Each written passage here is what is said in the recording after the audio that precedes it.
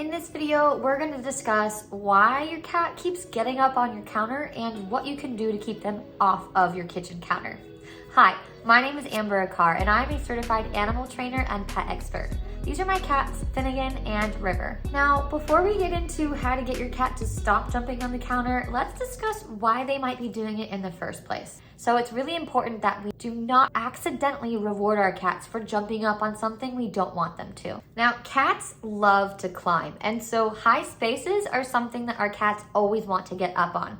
A lot of the times, the highest place in the kitchen can be the kitchen counter. And so it's really important that if your cat continues to jump up on the kitchen counter, we pay attention to the layout of the land. Cats like to know what their surroundings look like, and it's natural for your cat to want to jump up on something high, like the counter. So if your cat is feeling stressed or they want to get a better view of what's going on in the house, they may jump up on the kitchen counter. Sometimes it can be that your cat is stressed and they want to get up and away from something, such as another cat, a dog, or maybe a running toddler in the house. Cats love to perch on a day-to-day basis. They may specifically climb to a higher ground if they're feeling stressed out, since it helps give them a sense of security. Cats naturally in the wild climb trees to look for food and to feel safe. It's really important that we provide an alternative location for our cats to climb on if they're feeling stressed out.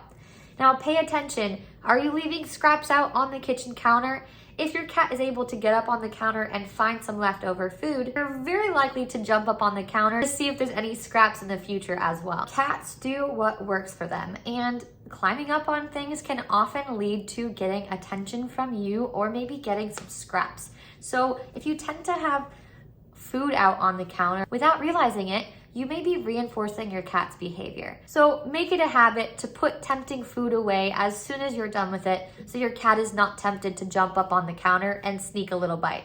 Now, your cat may be jumping up to get attention from you. So if your cat tends to get greeted by you or get pets after they've jumped up on the counter, we also have to be sure that we're not reinforcing this behavior accidentally.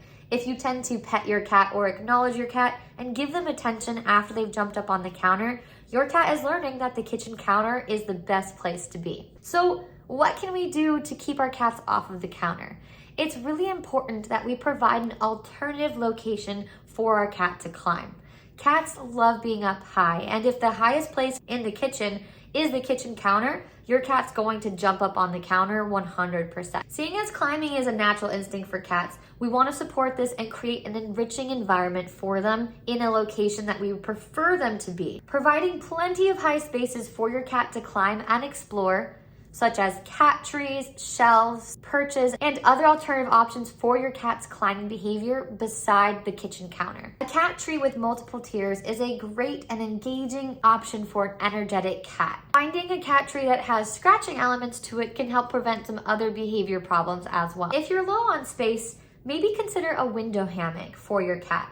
These are a great option because they take zero floor space and are both a vantage point and a comfy place for your cat to nap or lounge. Just make sure that you're finding one with enough support to handle the weight of your cat. The one that I use supports up to 30 pounds of cat, so both of my cats can technically sit on this one together. Now, if you've given your cat an alternative location to go to besides the counter, but they're not always going to it and they're choosing the counter instead, what we can do is we can reward our cats for stationing somewhere other than the counter.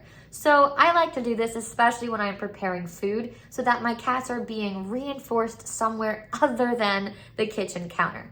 So I like to grab some kitty treats and make sure that I always reward my cat for going on the alternative location. We call this stationing. If I am preparing their food or if I'm doing something in the kitchen, I want my cat to station somewhere else, such as their window hammock or a cat tree. You can use any sort of alternative location to teach your cat to station away from you and what you're doing. But I find that if it's something your cat already loves to go to and already loves to hang out there, that's going to be an ideal location to teach your cat to station somewhere else. Every time you see your cat making the decision to go to their cat tree or go to their window hammock, make sure you're reinforcing that behavior with pets, attention, treats, and more. We want to teach our cats that stationing here is a good option and that the kitchen counter is not a good option. Consistency is key when it comes to shaping behavior, and that's including training your cat as well. Yes, you can train your cat, but if you are not consistent or there are people in your house that are not being consistent, your cat is never going to learn what they're not supposed to do.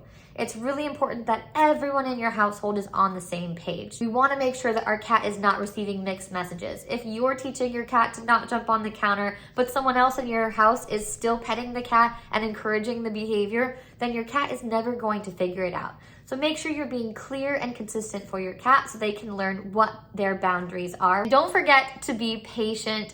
Teaching your cat to shape new habits and forget old ones is going to take time. So patience, time, and consistency is where it's at. Now, you can also use some deterrents to keep your cat off of the counter. However, we don't want to terrify our cat and get them to be afraid of us. So it's important that we use safe and effective tools to be fair to our cat when we're training them. Using something like double-sided tape on the counter can be a great way to teach your cat to not enjoy hanging out on the counter. Cats often do not like the feel of double-sided tape on their paws, so lining the counter with double-sided tape while you're teaching your cat to stay off of the counter can be a good, simple way to clearly communicate to them to no longer jump on the counter. Another deterrent that can be extremely effective is an automatic spray deterrent. Now, this is ideal so that you are not associated with keeping your cat off the counter. We don't want our cats to see us yelling, screaming, clapping at them, chasing them off the counter, because the only thing that your cat dislikes in that scenario is you, not the counter. So be sure that if you are going to be using some sort of deterrent, that it is consistent and fair to your cat. And finally, shouting and yelling at your cat is never a good idea. We don't want to stress our cats out, and we want our cats to feel like they can trust us and not be afraid of us. Always approach training your cat and teaching them not to do something with kindness and respect. We want to make sure that we are rewarding our cats for doing the right thing and teaching them what the wrong thing is in a fair and respectful way. Well, thank you all for watching, and I hope that you found this video helpful and that you feel confident when it comes to teaching your cat not to jump up on the counter and providing them specific outlets instead.